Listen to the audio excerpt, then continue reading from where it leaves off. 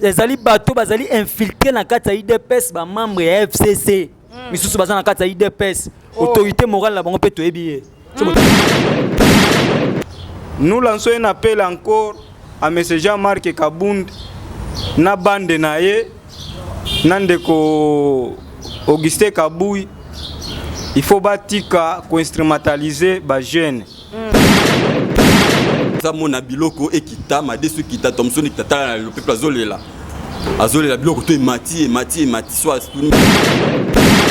Mbote, bonjour, Abari et tout, Ujibimpa, comme on dit aussi, Anouewa, c'est l'heure de prendre la langue yo kaka. Na pesi na biso nyonso mbote bino baro nyonso bozolanda de Mbanza London TV, émission na bino c'est moko oyo bolingaka mingi. Parlons-en qui est présenté par votre humble servante Evelyne Likunda sur votre chaîne, que je dis bien de Mbanza London TV. Je vous salue et je nous demande encore de nous abonner massivement et vous ne serez pas dessus. Et bien comme vous le savez, je ne suis pas seule ici. J'ai avec moi le cadre de Temple de Vérité qui est initié par l'honorable Bertin Moubonzi, dont je salue déjà en passant. Voilà. Sans plus tarder, on va présenter ces cadres dont de Mbanza London TV a invité ou soit a reçu. Nako sepela bango moko ba se présenter boye bango bazali banani et ils sont au nombre de 3 voilà. Nako bana papa oya za toujours azali justement après ngai ko pesa mbote et puis ko se présenter. Baye balingaka biso pe bino baye baye bisa keza INC mo PPA sikande to yambi voilà, tu vas te présenter, ils vont te connaître voilà, merci. OK. Ainsi de suite. OK, merci beaucoup les grands journalistes maman Evelyne. Na pesi d'abord mbote na ngai pa bato nyonso ba yebi biso membre nyonso ya INC membre nyonso ya Temple de Vérité zali ya bino moko mwana na bino cadre ya Temple de Vérité mwana mboka John Ekuya Enguta Matos Alfred John Kolingamba. Comprenez que retour à l'authenticité quand même. OK. Tu es qui dans l'INC? Tu joues quel rôle? Oui, à l'INC, je suis coordonnateur adjoint chargé à mobilisation et animation de l'INC Ville de Kinshasa. On va revenir après, on suit le monsieur qui est au milieu, voilà. OK. Merci Madame Evelyne Totondi Botondi. Na pesio félicitations mingi et bonne fête na moi il y a des femmes le 8 mars. Oh, merci. Comment moi na sazo bunda na babitumba mibali boye, c'est quelque chose à encourager. Il faut aller en avant. Ngai kombo na ngai za monsieur Joël Bukuru na Mulinda. Monsieur Joël na Mulinda.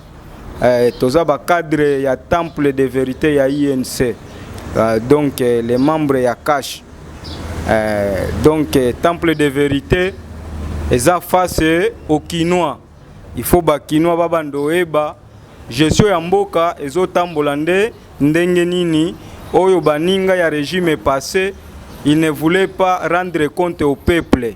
Okay. Yango biso lelo cash ba membre ya ba cadre ya cash ya Temple de Vérité tolobi to bando sala émission à chaque moment peuple kinois, peuple congolais azanango posa. Merci. Voilà, merci beaucoup monsieur Joël. Oui, merci madame la journaliste Evelyne. Ezabongo mwana mboka Bofangi Ingoli Eric. Okay. Naza juste pe cadre ya Temple de Vérité à INC. Voilà. Ouais. Merci beaucoup. Alors on remet le micro à monsieur Lumumba. John Ekuya. Boye. Bomba Mabe, l'écran mobilisateur. Boye. Voilà. Je voulais poser la question de savoir où en sommes-nous avec la coalition FCC Cash pour tous les température et zandengeni. Merci madame la journaliste maman Evelyne na bandeli susu. Bonne fête à moi de la femme. Merci. Ndenge ndeko Joël aloba qui avait salinga pende sengo. La musinga esprit ça veut dire azongi singa fona pesa na banda non liboso pa na yo. Bonne fête maman. Coalition na biso ya FCC Cash biso tozali ba jeune ya Temple de Vérité bomba mabe. Biso toye na bo solo na politique.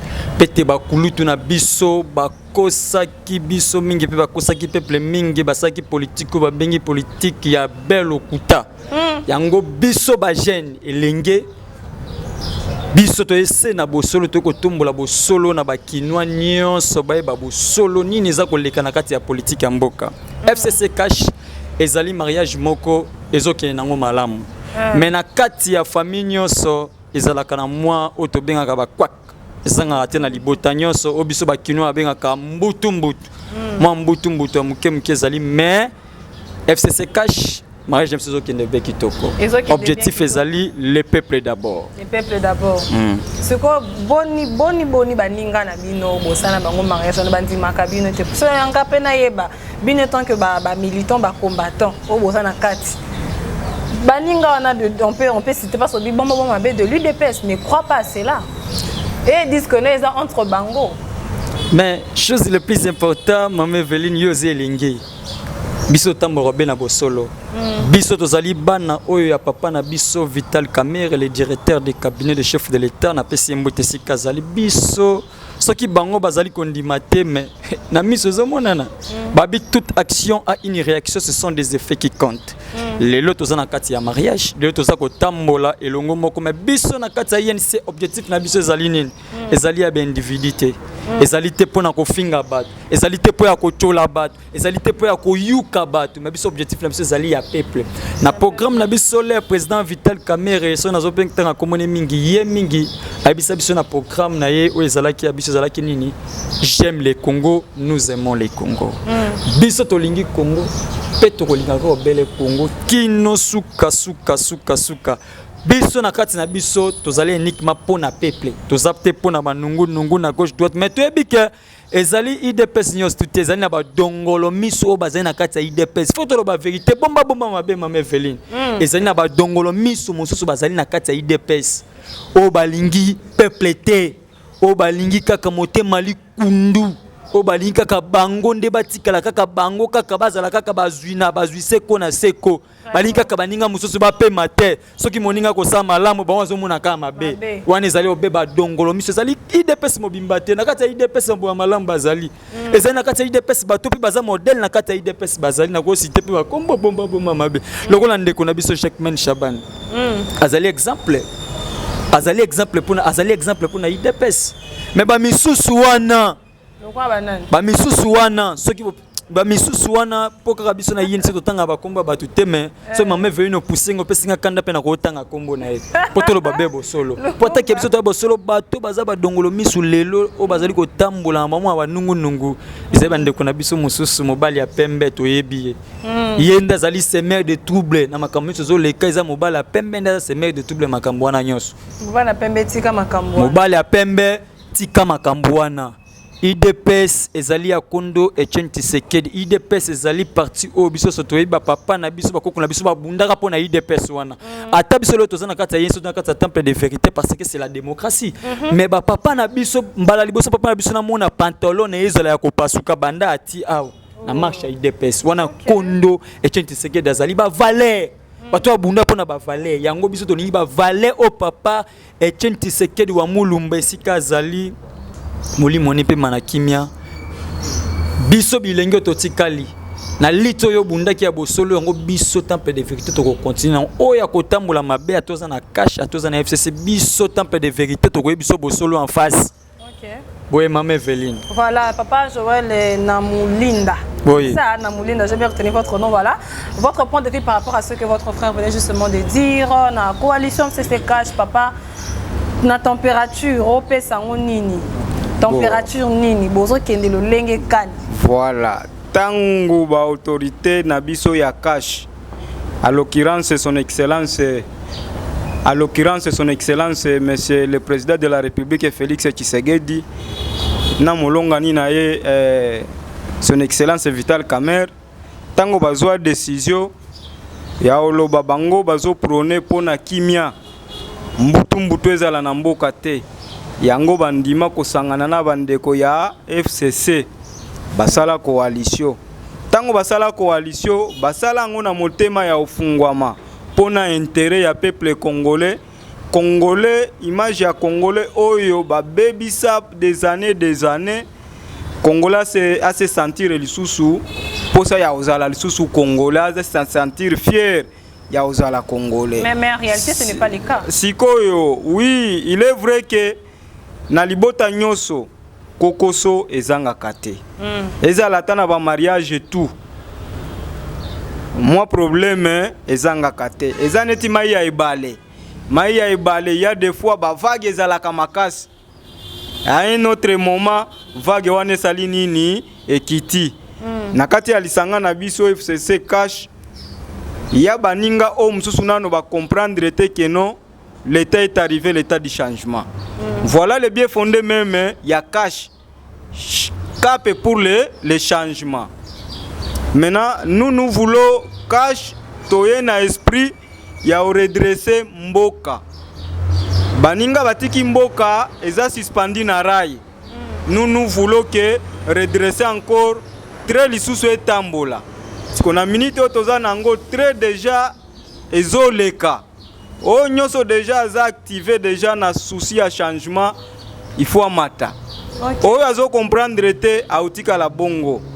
Et il est vrai que na minute oyo boti Hollanda président de la République actuelle auti okutana na ancien président ba planir ba divergence oyo ezalaki ba escalade oyo lekaki mikolo oyo tangu liwa ya mwana mboka le général Delphin Kaimbi que son âme repose en paix. Tangu akei il y a eu des réactions de tous côtés, des escalades de propos, mais bakonzi balobi te il faut bisoto kutana toluka ndenge nini ya uzongisa moi kimia o ba makelele oyo les tout côté tout ça ba fandi ba yokani bati moi kimia bazui ba solution na ba secteur ebele ba retomber bomo nango d'ici peu semaine auto banda. OK. Papa Eric Malobano ezali boni. Oui, merci Madame Evelyne. En ce qui concerne la coalition, il y a FCC Cash Tokolo Baboué. Coalition FCC Cash, évolution est normale. Évolution est normale, sauf que un crédit bazana kati bazoluka bakoti sa mbutu mbutu. Pona vision à président de la République et ko kisamate, mais ba okokate.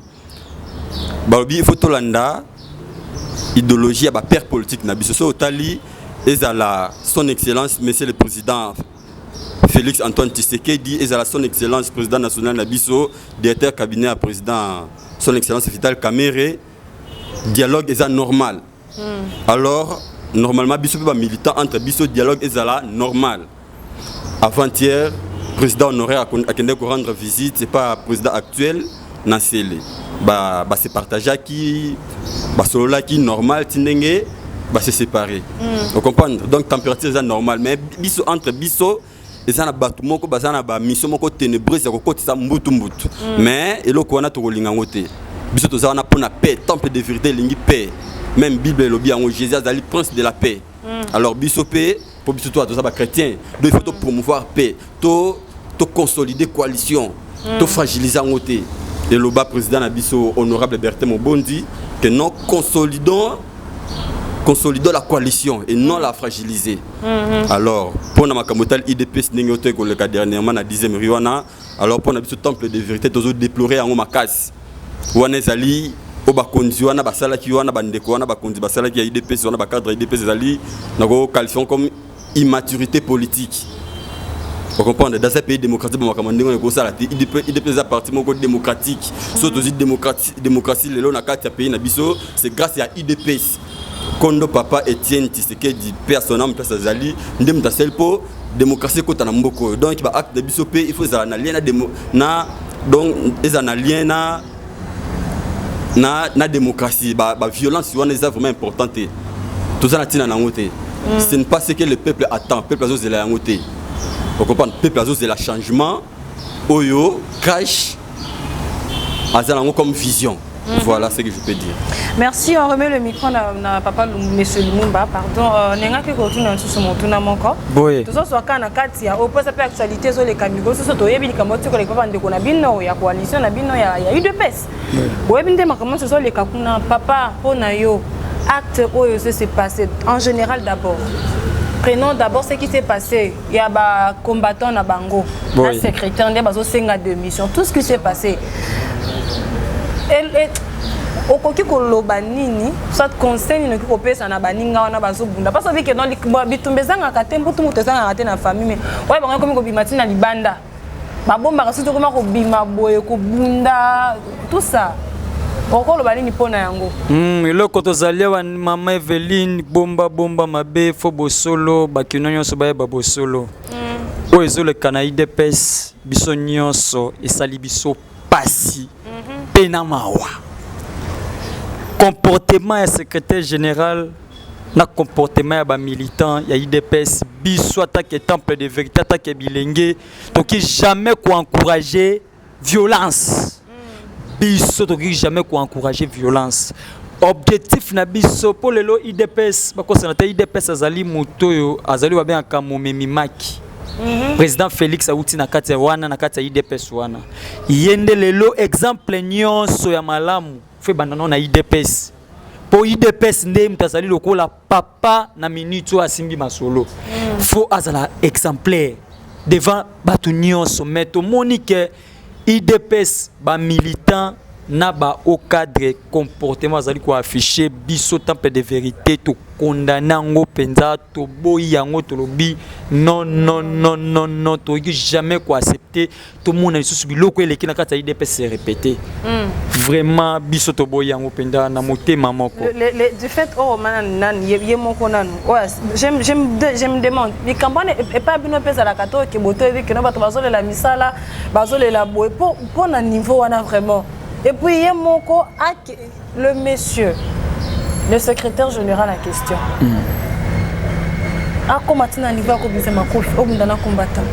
Est-ce que c'est un truc honorable? Ndeko dangai mame Eveline wane babenga kango makambo ya soni. Tout le monde lokola secrétaire général akanga makofi o bangala benga kama kofi mando mama di abundela ngo na ba militant. Wana penza secrétaire général obungi penanzela papa wana penza obungi nzela mais oui na kati ya ndako nyonso quand on parle de la démocratie l'homme est libre d'exprimer leur opinion opinion zali ba point de vue na kati ba point de vue mais faut za na limite point de vue faut za la point de vue za na ba valeur na kati na yango pour peuple a la biso peuple objectif à peuple lelo soko confier qui mandat n'est pas président Félix Tshisekedi apesi yango na cash mobimba po yebi ke cash ezali na ba valeur so totali moto lokola docteur Vital Kamerhe za na kati wana za déjà valeur pour na mboka so totali ye moko papa Félix ça moto za na ba valeur mais comment se fait-il que parti politique secrétaire général auto qui me ndekonanga bomba mabe secrétaire général comme na niveau ko kanga makofi on de konanga bengi wana pende zali kibo na terme biso ba kinoto benga kibo nyama kibo zoba secrétaire général zonga na nzela soki eloko eza mabe yeba na bavoi nini okoki koyebisa bango oyebi na bavoi nini oyo ezali na kati ya parti nyonso ezali na stati moto ezali korégir nyonso eza na kati ya parti etambwiseli ya parti makambo ezali koréunir nyonso eza na kati ya parti bonne conduite ya kati ya parti zonga na babonne conduite mais bamilitaire mpe badéploye eloko moko ndeko bomba mabe balobi mpe bango koto na bango bazomona nde clarité bamoni clarité na kati ya UDPS bamoni ke na kati ya UDPS ekomi na groupe moko kaka bango nde bakomi kokapare na nyonso bango nde bakomi kaka bango baintérêt ya bango ok bango ekomi kaka baintérêt ya groupe moko boyeni mutu akomi koréjouir bamisusu na mawa bamisusu na esengo te na kati ya UDPS babundaki bajene wana babundaki mpo na alternance mpo un jour bango mpe basani bango mpe base retrouve balakisa mayele na bango baza na yango mpo baportant na kati ya pepe na kati ya mboka basavoir na bango baza nango na bakapasité nango ngo bateka UDPS bilenge nyonso baza kaka babololo te eza na bilenge na kati ya UDPS oyo mpe baza capable bakoti mpe bachanger ba jeune wana pe ba bundaka na kati ya IDPS pe bazali ya to sengi pe na secrétaire général to sengi na président AI fungola pe motema parti eza ya moto te biso so bundaki pona intérêt ya peuple na kati na bango wana pe baza ba peuple pe baza na kati wana so soko ba kia fungola motema ça qui a démissionné kaka ne ba sengi na ye mais chose le plus important biso ba kina to lo bango bomba mabe soko mono ko kama kambute po mokonzi azali mutu asangisaka mokonzi aza mutu adivisaka te mokonzi azali mutu o asala ka pona intérêt pour l'intérêt à bâtonner ça sera pour l'intérêt à l'ibumune mon côté so comment ça pour l'ibumune moko voilà babi na terme technique babi toute action a une réaction ce sont des effets qui comptent ben fait on est au ça c'est que tout le monde qui gestion ils a moi fungola mutema c'est peli sape bandeko na IDPS pe babundaki fungola mutema baninga nyonso pe bamona baninga nyonso pe babimisa ba savoir na bango ba capacité bazana po basala pe pona mboka ezateka ke groupe moko boyende kuma ko réjouir wana place wana ba combattre bazaki baza pe batu baza pe maboma te so ba lobise ke bazaki pe na moins raison pe ke pas mais et le commission de temple de vérité zo telema to boyinde violence to condamner de violence pour ezali parti ou ezali présidentiel ezali parti au nim to ko kumba flambeau le lo ya mboka to ko linga jamais to mona ba nungu na o esala mi wana ngo biso to condamner ngo attaque mambo ya temple de vérité to condamner to boy violence ngati ya IDPS to sengi na kati ya IDPS bomoko ezana na kati ya IDPS to sengi bolingo ezonga na kati ya IDPS to sengi bolingo o papa Etienne Tshisekedi alakisaka na bango balakisa yango pe na baninga nyonso to sengi vraiment bomoko papa Shabani chama ina vino papa Jean-Marc Kabundi chama ina vino ba combattant bilengyo so bo chama ina vino boye ba ke objectif nini obiso to zwaki pouvoir cash ezali pona na slogan obiso so lingaka le peuple d'abord peuple azota la biso ben intérêt na biso moko ba to bomba ngona poche to tsaka mo intérêt o ezali général pona moto nyonso pona peuple pe amona o nini biso toyaki na yango pour toi apporter changement pour peuple là amoni cash ezali symbole ya changement asa na poser ya changement wana mona yango meke biso na ndenge wana na moni yango na condamner yango vraiment alors papa Joël Namulinda en quelques mots acte s'est passé na UDPS Premièrement makambo yo ti oleka epa bandeko ya IDPS toza na kati na ndaku moko na famille moko na libota moko ya cash tant que membre ya cash osali biso pasi pe mawa.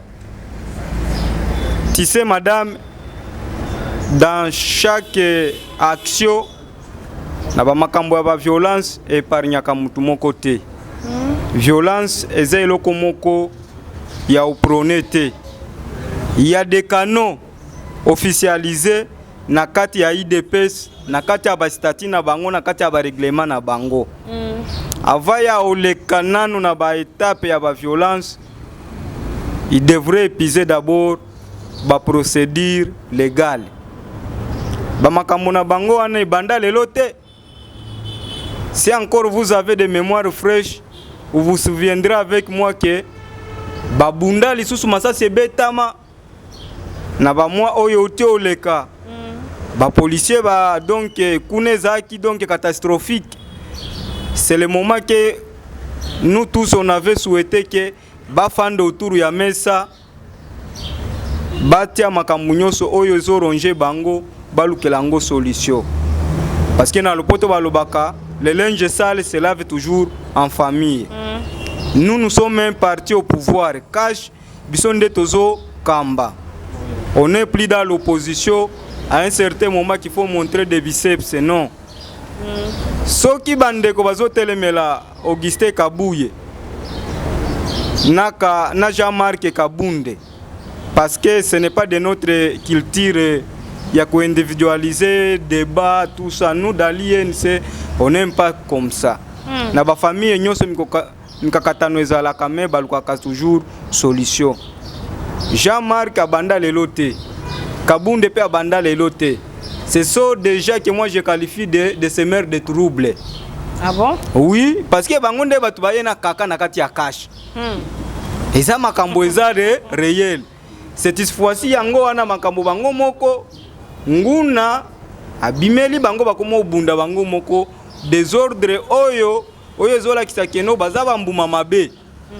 IDPS eza parti munene. Donc pendant vraiment ba démissionner quand batika na bango. IDPS eza parti munene parce que quand on est chef, un chef c'est celui qui initie, un chef c'est celui qui pacifie les gens.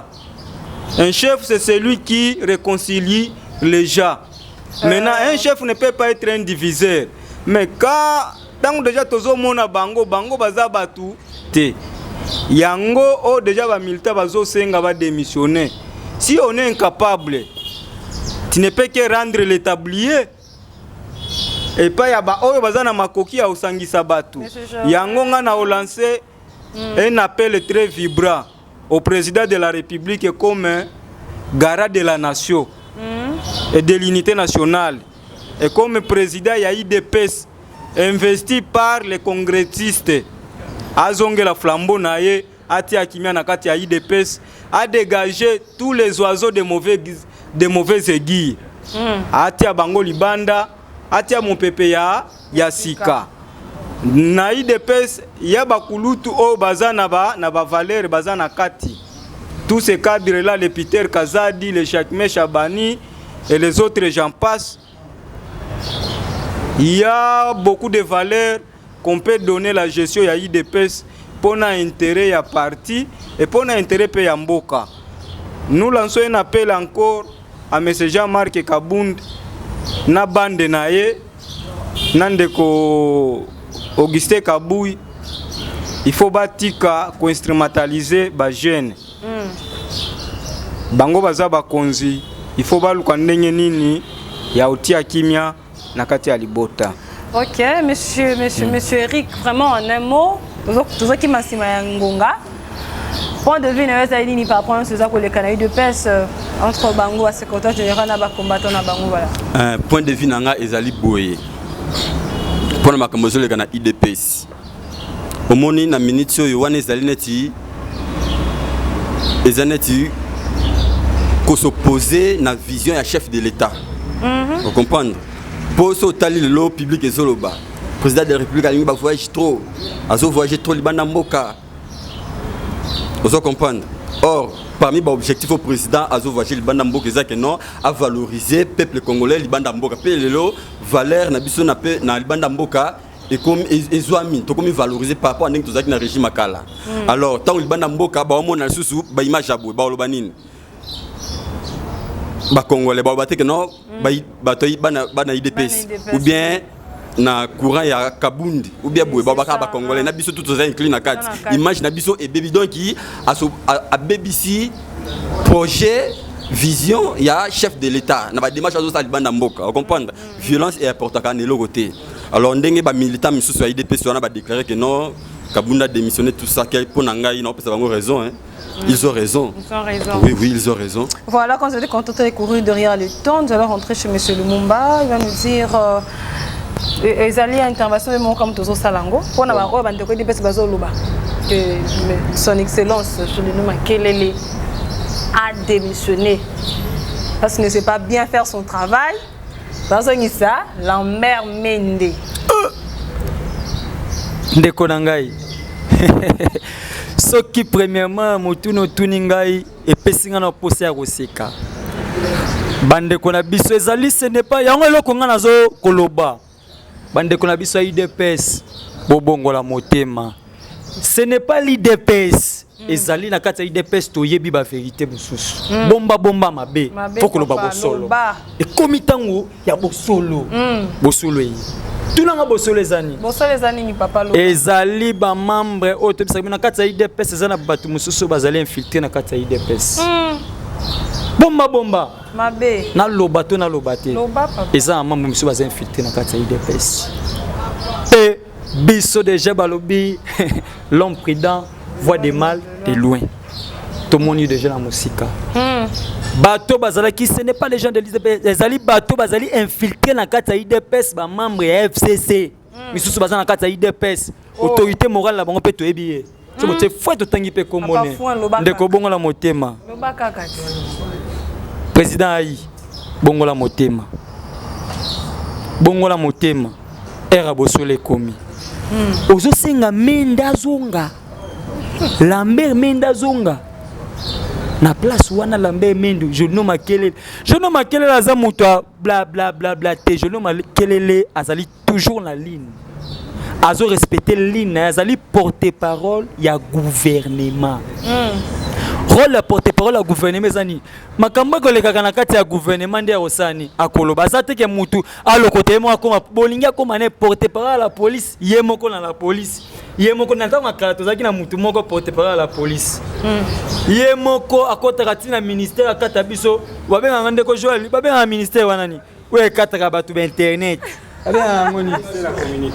yemoko na ministère yemoko mokati ba internet yemoko to songa sina époque oyo ple batu bazaki ba étudiant balela pona osala ba TFC to songa su ba société na belobi combien de peltes côté na mboka na époque aloya na tango Lambert Mende alaki ministre ndeko bozonga bosolo tanga bosolo ekoki to sengi na bandeko wana boza ba infiltré.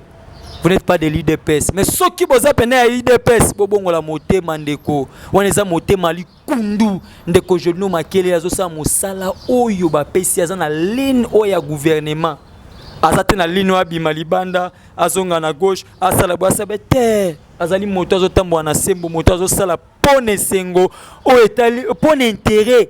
Ya Congo azapo mto sa pona intérêt ya mutu moko te individu à se plus individu maloba koloba pona individu mo andobeta boko voilà félicitations te yazoloba pona mboka o etali mboka pona avancement ya Congo yango monsieur le ministre d'État Jolino Makelele peso zali mbonge bangiso te mo pepe moko te bangiso zali mwana yeni so zali mwana ya docteur Vital Kamerhe pa no ezali oyo Sala na musalo sala musalo no kaka ndingo zo sala na sembo. Vraiment félicitations à Jolino Makelele. Ma pas message nanga suka pe beaucoup pesa ba message na bino mot clé na balandi émission parlons-en. Nanga otuna pona makomezo tangama ezo tambola mingi coronavirus. Moi mona yo ezali kamba solo to ya lokuta. Ndeko bomba mabe. Coronavirus ezali maladie oyo eyebani mokili mobimba bato so bazoko yoka yango tina mikili ya poto tina mikili ya Chine bandeko ebele bakufi coronavirus ezali maladie oyo ebomi ebele na kati ya Chine mais na kati ya Congo awa tumoni na biso to yoki coronavirus ekotia mais eloko biso to condamner tumoni communication ya ministre de la santé comment se fait-il ministre alors la communication moko yemoko alobi na 10h ezalaki sujet moko belge et comme na partie à 13h et bote comme sujet moko comme français et longue comme na 17h congolais moko à provenance ya France parce que tobi ba yimboka tobi comment se fait-il ministre de la santé ndeko na biso ndeko tanga kutu kombo na wana tanga na kombo ne bien ndeko eteni longondo eloko asali biso to moni na to biso eloko to condamner communication et to moni yango clair te pesa biso to moni ke na communication avec eloko so soke bandi mabe suka nango ezakani crime parfait existera te mais to mekipe ko yoka pe biso tape de vérité to kota mwana kati to yokota na kati to koyoka ke babi organisation mondiale ya santé alobaki na ba pays nyonso kozala touché bakopesa au moins falanga bakopesa au moins falanga wane kozala si je m'habille pas plus ou moins 19 milliards de 19 milliards hein si je m'habille pas plus ou moins en termes techniques plus ou moins ndeko na biso to monisco ndeko atalipe 19 milliards na ba pays wana ministre oyo ministre ya affaires humanitaires abenge ndeko na biso babeki lilala o epola mais soko sanction ila malamu ebenda aka toujours nini webe bisaka melela malamu abengi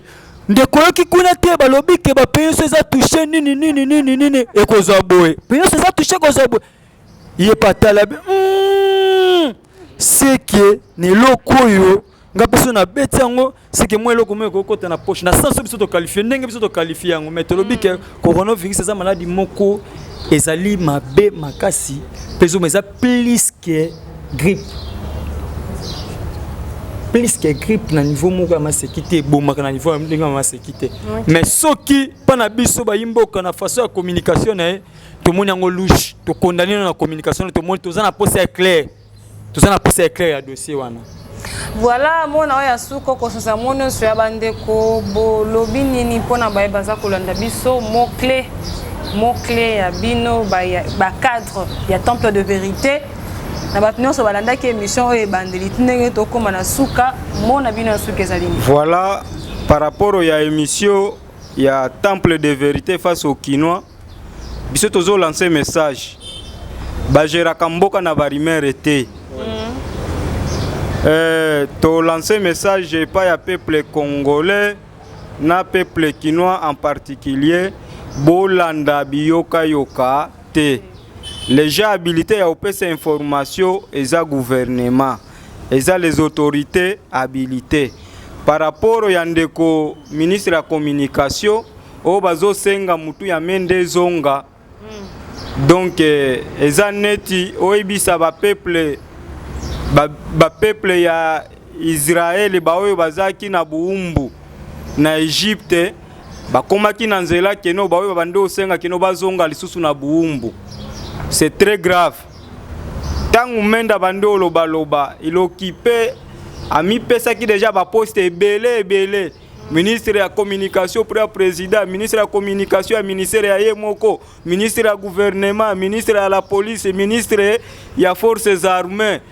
Donc ye azaki ministre ya individu moko pona ba intérêt obscure na bango ezaki pona ba intérêt ya peuple congolais te parce que bazaki na esprit ya étouffer démocratie caché ye na esprit ya démocratisation ya ba institution et la ya séparation ya pouvoir yango lelo ministre de la communication Jolino Makele lazo salela tâche na ye sans toutefois ajouter à kende libanda ya ba mission na ye oyo ministère na ye koki kokamba.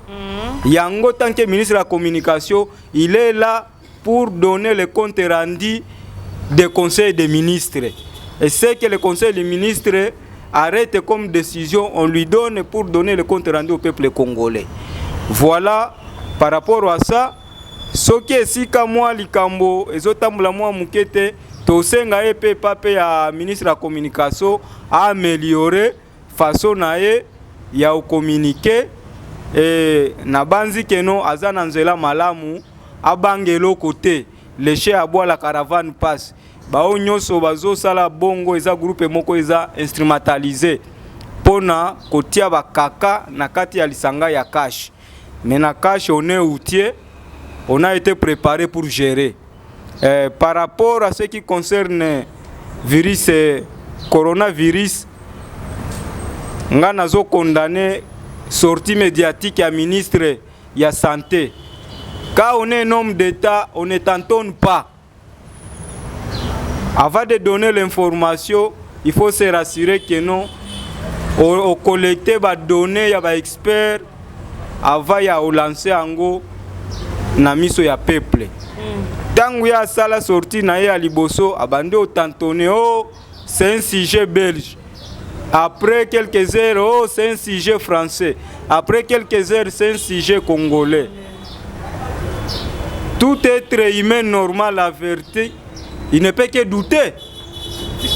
Il ne peut que douter parce que Yemoko, ministre de la Santé, a constaté par rapport à Makambo, a communiqué. Yango to senga epa ya peuple congolais.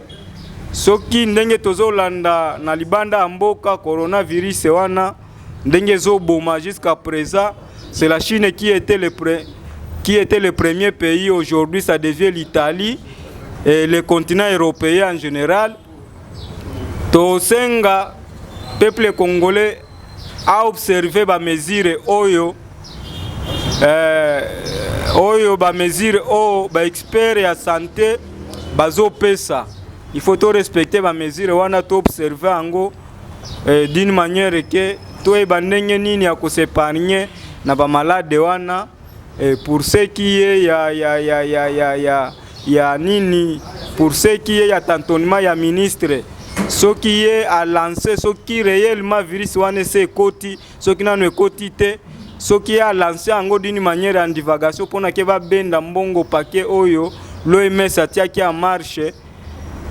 Donc batika ba makambo wana awa ngonge beti ya uservire mboka awa makambo ya ubomba lisusu tolingi yango lisusu te makambo ya kota ya sehemu ya raisi sehemu ya Kingandi peuple congolais alingi yango te peuple congolais na minute oyo azoluka talo ya pio de kita talo ya madesu ekita yango lelo peuple azozela biso na par rapport ya likambo oyo ya ba mandataire toyoki président nouveau président na ancien président bakutani pona ko planir ba escalade oyo elekaki ba semaine au passé wana eza signe moko ya malamu oyo ezolakisa keno na kati ya lisanga ya cash ya di calme tout comme dans chaque mariage on est toza na kati ya mariage ya régime ya séparation de biens cash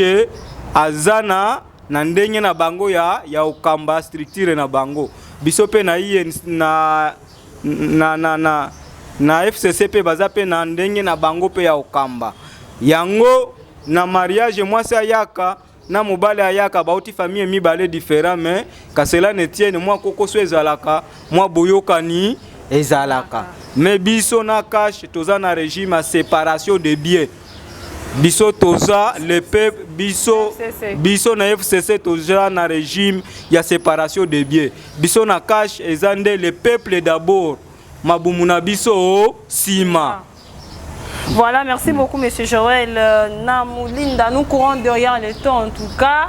Vous et le Kokosal et la biso papa, ils ont juste coupé sa message na ba union sur INC coalition FCC cash coupé sa message parce que on n'a plus vraiment du temps tozo kimasima tango voilà. Alors pour na bandeko ya FCC cash message à ceux qui zara non to consolider coalition. To lingi paix, to lingi ba désordre té politique ya haine to boy yango. Kolobake non Jolino makelele azoko kate bazungisa Lambert Mende waneza haine. Waneza haine poso totali lelo. Tango Lambert Mende azalaki ministre, banani babenga Tchakou de la République. Babenga basizonoma Tchakou de la République. Différence entre Lambert Mende et Jolino Makelele, différence est nini. Lambert Mende azalaki porte-parole, il y a gouvernement, en même temps porte-parole, il y a présidence. Déjà ba expliquer bango, ba ebi yango, mais bazo répéter kaka. Jolino Makelele aza porte-parole, il y a gouvernement. Vous comprenez? Azoloba oyo balobi na conseil des ministres azuango amemi yango na peuple congolais. Donc aosa musala né normal. Ba ministre ko ba ke non wana za politique mo ya eza force mo ya ko luka ko destituer INTM et aussi mbaté. Alors bandeko na biso ya FCC cash tous à la vigile là pour na kati ya coalition na biso ba dongolo misu bazali. Alors il faut ko ba ko détecter bango pe ko neutraliser bango pour na minute to bi ke no ba ministre na biso ya INT ba osala musala bango normal. Jolino Makelele a osala musala né normal azo respecter ba principe na normal surtout sous ministre ba ministre oba ya INT oba exemplaire net ba Molendo Sakombi, vous comprenez? En tout cas, Molendo, son excellence Molendo Sakombi, félicitations. Pour ceux qui l'élo, Molendo Sakombi azalaki ba ministre msusu net ya régime oti koleka. Makambo ya vente ya cimetière ya Kasavubu ndenge leka ki wana na asiboyebi. Mais bande kona bangaki ba lelo ba sobi place wana talaka ka gouvernement ancien bateki loko moko ba signer contrat na deux partenaires. Vous comprenez? Loko moko bateki oyo bateki su oyo. Betaki mbutu. Siko heureusement son excellence Molendo Sakombi a salaki prudent abandé ko informer premier ministre avant à poser ba acte nyos. En tout cas son excellence Molendo Sakombi merci. Alors na minute to za posa ya ba injurté ya ba tiraillement ya ba insulté to za posa ya paix to soutenir vision ya président de la République Oezali le peuple d'abord. Peuple za posa mon abiloko ekita ma desu kita Thomson ekita le peuple azolela. Azole la biloko to mati soit ministre économie madame on a ofunda bien na justice ko biloko mati to na nani to que tu na ministre santé to na ministre affaires étrangères to na ministre économie po yo nous a chargé ya makambwana donc ministre économie to za pour biloko et qui tape peuple congolais azole la bafungoli ba barrière na nzela ba Congo déjà bafungoli ba barrière na nzela ki kwiti ya bando bafungoli biloko zoya alors to za pour biloko et qui tatala le bosso intérêt général to bondeli yo tala un peuple intérêt à peuple en tout cas population congolaise azole la biloko mati fwe mati masango mati donc tout est mati biloko ekita voilà là on a rôle ba juste to zongile monsieur Lumumba za na maloba ya muke ya koloba na suka na monaki mwana maya kati te ezoloba nango pona ministre économie ozaki na maloba kolobela mama ministre économie balobi ba mama nde babotaka biso ba mama nde bakabolaka bapesi yo koto esali koto ya kokabola mama fungola motema tâche o bapesi yo tâche o monene confiance monene au président de la république baconfie bapesi yo metala musala ozosala sur le plan économie lelo na marché mama zéro bomba mabe Mama ministre na terrain lelo na musala no na ministère na yo